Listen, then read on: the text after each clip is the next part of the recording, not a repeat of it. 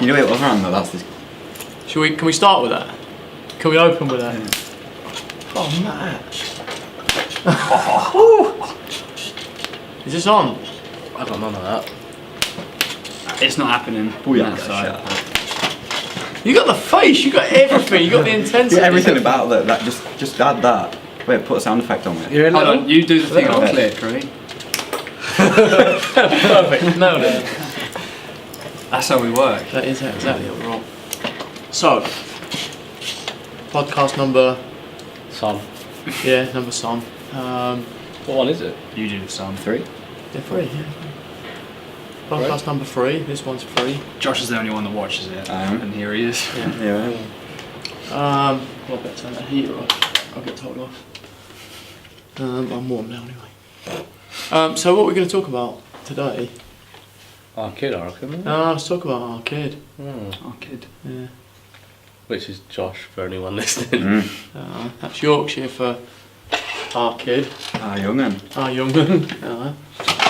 He's a good boy. Yeah. So Josh is officially in the family now, isn't he? He's been doing a guest spot.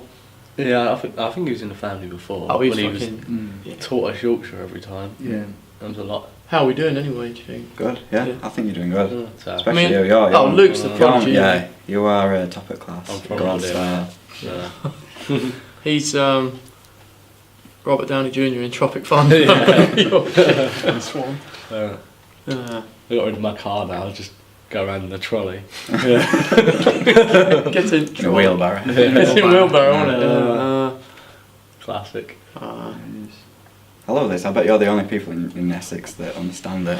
Just walking around. Well, all our customers, because Matt saw one of my customers in the Chinese shop. Yeah. And he looked at Matt and went, "Spadge." So. Yeah, the word spadge has become a big thing. That's evolved. The word spadge has evolved completely to new levels. I'm really proud of that one. Though. Yeah, That's my it should favourite. be. It was funny though, because we said it before when you were down here before that you taught us that, and then the next day when you left, I had a customer in from Yorkshire, and we weren't 100% sure whether you'd been lying to us about some of the words, and he went, "No, our lad's called Spadge." And I was like, "Yes, yes, Spadge is legit." So. What were we going to talk We were talking about Josh's badge, weren't we? We were going to talk about Josh's badge, yeah. About what's new with Josh. What's What crack-a-lacking. In life, alright. Yeah. In life, work, all that kind of stuff. Not too much really. Just been nice being down here. Yeah, Mhm. that's been good. Steady away at home. Doing some more guest spots in Germany coming up in the year. That's always nice. You're getting your arm finished, boy. Yeah, I've got a couple of days on my arm. I meant to be in last time, but Volker were ill, so fair enough. So I've got a couple of days in August near my birthday. So we're gonna go there for like a nice little visit. But I think this time we're gonna go and maybe drive there again, visit a few more places, and stuff like that. And then a few more guest spots lined up each time I'm down getting my back tattooed. So I think I'm gonna do like 2 days tattooing, 2 days guest spot, but do it in the proper order this time. Get tattooed, then go home because. My back's been itching this past 2 days.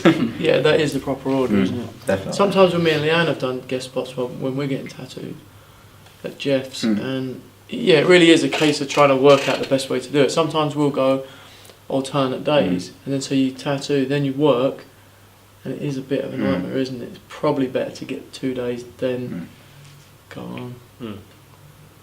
What was the conversation that we stopped earlier because it was getting too good? It was about you talking about your obsession in tattooing. The 1%. He was asking Josh that he's on. Well, because we were talking about for all of you guys, but mostly we were talking about Josh, and always interests me when people are learning to tattoo, like what is their thought process, like what they're trying to learn at what point, you know, what's the correct order to learn things in, and obviously it's different. Everyone's a little bit different, but I think there are basic stuff like, you know, day one or at the beginning, I'm assuming it's just real basic tech as like, you know, the machine, how it works, getting used to the setup, all that kind of stuff. Like you don't want to be getting too crazy. You want just simple design, simple stuff. when it's all new, but like all you guys are a little bit further along, and you're all, you know, like I was saying, you're all slightly different places in your career, but not too far apart. All beginners, but you're starting to get it. You're starting to do whatever, and this is the point where you're all capable. You can do tattoos. You can put a good line in. You can do some good stuff. You're not like the highest level out there, but it's good. It's good, solid stuff. And then it's like, what do you do from that point on? And you were saying that. Well, I can only speak for myself and my thought process behind it all. You know, I wanted to, when I was starting out, and even still now, in my head, the more important thing was to get the technique down, to get the, you know, the technical stuff. So make sure that I'm being able to get some solid colouring or solid black, soft shading. I'm still obviously everyone still always works on that, and there's always new techniques and new stuff in my opinion that you're trying out and everything. But that's what I've been trying to do and still trying to do, more so than developing a style. Yeah. Because in my head, I think that what I want to do primarily does rely on getting good techniques down, such as like portraits and everything. You've got to have your techniques down. So I've been more so working on that. I don't know how you two have found it. Whether I know, like you, obviously you've gone head first into your style, but you've still got them. It's interesting techniques. that you say developing the style though, because what you're doing is an honest expression of what you're feeling right now, and what you're feeling is that you all want to be in that more technical person. So that is your expression. That is your true nature, as opposed to trying to force a style or whatever. Yeah, definitely. I fucking hate that fucking shit. But what we're saying is like, so our thought process is there's really those two avenues to go down. There's technical and there's creative, right? And obviously it's far more important beginning. If you've got all the creativity in the world but you can't express that because your technique's not very good, it's going to be, you know, you're going to have great ideas but you're going to kind of waste them on shitty tattoos because you weren't good enough. So technique is going to be, to me, probably at least 80% of what you're trying to do. Right of that any words, isn't it? Yeah, but we definitely think, all of us, like, you shouldn't put zero into creativity. You should definitely be still thinking about that. Obviously all you guys are. Like Luke's a little bit further ahead, I would say, in terms of he's already developing his own style, but both of you guys are really focusing more on getting better technically. And that's where you're at. But of course you're still, you know, trying your little things here and there, trying to do little creative things, and in the hope that that's going to lead to some other thing. But you're not putting all your eggs in that basket at the minute, right? Because it seems less important. Definitely comes out more. I say someone like Luke, where you know you've got your style, and you can put not all your eggs in a basket, but your style involves everything to do with technical abilities. Like today, like, you know, a lot of lines, or just like them solid little structures and everything. He'll still go back and forth. Like, there'll still be times when he feels like the technique's letting him down a bit, so he'll probably focus on that a little bit more to make. You know what I mean? Oh, sorry, you were saying, but for you, you're more. Yeah, I think like for Minix, I mean, I want to get sort of like a style eventually, but my style I know will more towards yours. It more relies on the realism kind of aspect or portraiture and everything like that. So I think it's just more focusing on doing that side of it, and then, you know, 90% thinking of technical, 10% process of creating something. Let your style be the style of no style. As our Jesus, Bruce Lee said. Amen. Jesus. Lee. So the other thing, so that was the basic thing we were talking about earlier. And then I was saying that I've noticed, and only for myself here, I've obviously have little things that you know you're focusing on. You're like, I really feel like this needs to be, this category needs a little bit more input at the moment. And but for some reason, I always realise that my one obsession forever, like the thing that just fucking, you know, eats away at me all the time, is I'm just obsessed with getting these perfect blends from black to grey, or smooth fields of, you know, larger fields of grey, but there's perfect blends and that perfect softness, and that, I don't know why, that's just always been a thing that has been obsessed with. Yeah. And I was going to ask you guys, we didn't get into that because we saved it in case we ruined it, but like, what do you think has been your, has one overall obsession? I think more just closer to realism, more closer to life kind of drawing. Like but I do definitely think that was more heavily on my drawings, just because I'm still getting to the point where I still want to level my tattooing ability to the same as my drawing ability, so I could show that and express that a lot more in my drawings. Yep. Where it was all just trying to get that closer to the reference and better realism. Yeah, because in your drawings you're fucking super realistic. And so I think it's just trying to do that at the moment. Obviously, I did get quite obsessed at one point with trying to develop a style and focusing probably too much, and then I'm getting stressed. And I think, like you said, you're trying to force something and It's not. it never really comes, and it just looks a bit of a mess. So that's why I've put that to one side in the back of my mind. Think, right, it'll just, if it happens, it'll happen on its own, in its own time, and at the minute I'm fine with it. But that's what the closer to life kind of drawing stuff. Do you think you've got one, Matt? And is it just looking at gearboxes and car parts online? Would It's that be looking your at- overall yeah, obsession? yeah. Becoming a ponce. Flywheels. So he told me the other day, Matt, that of course he's obsessed with cars. I mean, obviously our viewer doesn't know that. But Yeah. Matt's obsessed with cars. And who are you talking to? There's someone else that was into it, and you were like, that you actually, on a break, or when I was like, do you look at pictures of cars all the time? You're like, yeah, I look at fucking pictures of car parts. I was like, no way. I was gonna. And he said sometimes when his customer goes to the toilet, he has a quick scroll through pictures of car parts. And I look at some clutches, be like, well, look all the teeth on that one. Sports clutch. No, I've been looking at, what was I looking at today? Fenders. No, fenders, over fenders, yeah. Fenders and spoilers.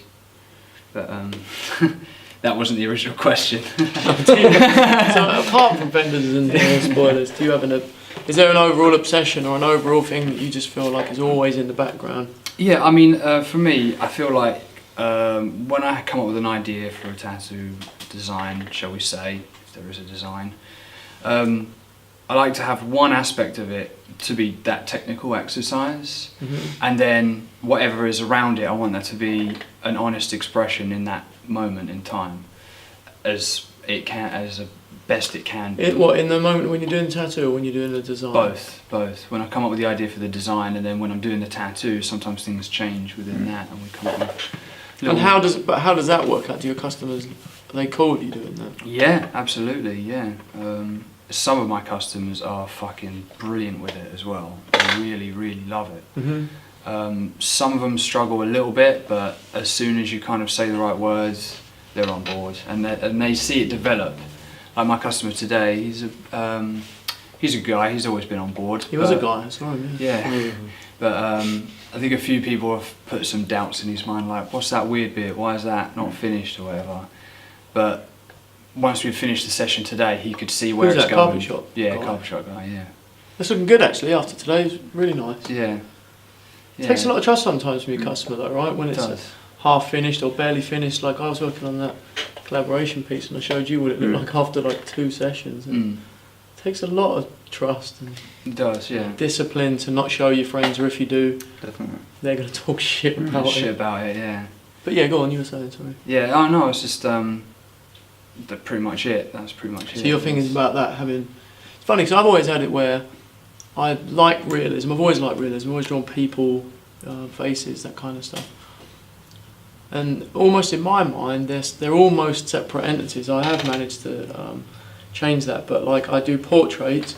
I love doing portraits. I enjoy it. But more of a technical challenge to me doing a portrait. You know, it's like practice. Like a guy who plays guitar, like practicing playing guitar or whatever. Scales. Yeah, so that's what that feels like to me. But I also really do enjoy the finished product and whatever. And then my own work, which does contain a lot of realism, feels like my honest expression. And it's quite cool that your brain has managed to not separate those two things and put them together. Yeah, definitely. What's yours, Luke? You have one? I think shapes of things. Ever since you probably won't remember. I imagine you will. It's quite I unforgettable. like that. You probably won't remember where you will, but no, you might not. When I drew told me to draw a rose to fit on someone's hand before. Oh yeah. I drew the best square rose ever. And he was like, "Oh fuck, is it that shape?" Like, because it's going on their hand. Like, they have to draw a hand-shaped rose. You weirdo. And and I think it was ever since then. I've been way more worried about the shapes in the picture and everything to do with that. a lot more than what things are of. You can see that in your work, totally. So especially today. Isn't that funny though? That one. Square rows. Yeah, well, that one challenge or that one technical thing was like, oh, draw a rose, and then because you've drawn it in that. It's so ridiculous as well. Like I done it constantly with. Yeah, but you say that. I've had loads of people accidentally do that because they just think automatically what's going on there has to fit within these parameters. You know what I mean? That's and the they thing just that draw it annoys kind of me that the shape. most. I think with I see people's work and they'll like square things off unless it looks cool that it's in this square or something. Yeah. They'll square things off, or there's like a head and then just a little bit of thing following the shape of the head. Things like that. Yeah, like Dude, we were talking. Josh was showing me some of Volko and Simone's new work, and I've seen a lot of it. Like those guys are leveled up a little bit. I think in terms of there's a lot less of an actual thing in their work now, and more just shapes and cool patterns and whatever. But they've nailed that stuff, like just where they put things. Shapes These are shapes and things, and like if you just squinted at the thing or saw it from a distance, the general shape of the thing looks. Would those guys not be interested in coming over? I don't know. It's like I was talking to you about your forearm, for example, and same with George's. I just love the placement of it. Do you know how? I think that's one thing that I and a lot of people do is say if you're doing an arm, okay, we're gonna have like one image there for on the top of the arm, inside the forearm, outside the forearm. But like yours, you know, what I mean, front of the forearm. I mean, I know it covers all the areas, but that's sort of like the primary like focal point into the front of the forearm. I think for all of us, one of the biggest lessons like Jason's taught us is to create the image and then in a different way like that, you know. Jason's tattoos are already out of the box in that way, aren't they? Would you agree? Like, yeah, I mean, parts of them flow perfectly with it. But I don't know that they're out of the box anymore because I think like I created a new box for people. yeah. Like people used to come up to me at like conventions and you know be talking with other artists and they'd be like I don't fucking know what planet you're from. Do you know what I mean? Which obviously I took as a compliment, but I do feel like everyone else has leveled up. I'm not the only one that did it, but I do think there's like a few of us that just for some reason managed to think completely outside of the box that everyone else used to think in. And now I feel like it's opened the floodgates for so many other people to just go, what the fuck, there aren't any rules, let's just do whatever we want. You know, and one of those do what we want is, like you said, we were talking about, weren't we, about placement of things, and it isn't always, like we said, it's hard to do a sleeve of portraits without just putting a head on top of a head on top of a head, which they look cool, but it's just an awful composition, but it's super hard to think of another way to do it. But you just got to see the arm as something different, don't you think? Like just get rid of those rules and think, what would I want to Yeah, because if you had never seen a tattoo before and you was going to put something on it, there's no way you would do it like that, is there? Like, or what shapes look pleasing to you, like you said, about shapes, or we talked about what angle do I want this to look good from?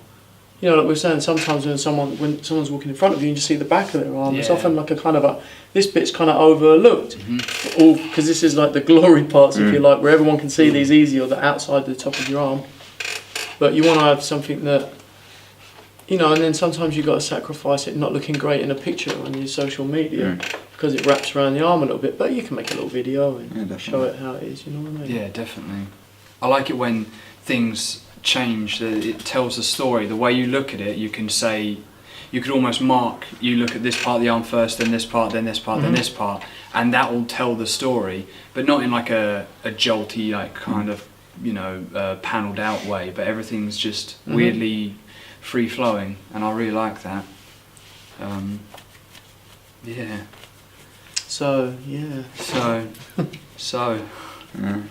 Yeah. But yeah, it's definitely something I like about your work, and like you're saying, Volk and Simone's, how it's just a little bit different. You know, it's still a forearm, but it's just using the shape a little bit differently, and definitely going to try and improve and try and tie that into my own work some more. I see people do that all the time. Like I see hand tattoos, and obviously, like I like it when the hand tattoo isn't a standalone hand tattoo, when it's part of a sleeve. But Luke did some cool stuff where the guy with like the beetle thing that comes onto it with the two pincers on there. I was like, well, that's a cool use of the hand. Or, you know, sometimes the image is turned sideways on there or some cool shit like that, or just blown up really big and there's just a section or whatever, you know. I was meant to be doing that one next week, wasn't I? Where it was just a kind of a weird shape that was going to come down onto his hand. but he's not allowed it now. Oh yeah. So, but something like that I thought would be cool. But I don't think it necessarily has to be a tattoo on hand. So I think I felt like that when I was first tattooing hands, that because a lot of the time it's covered to there, that this has to be a tattoo.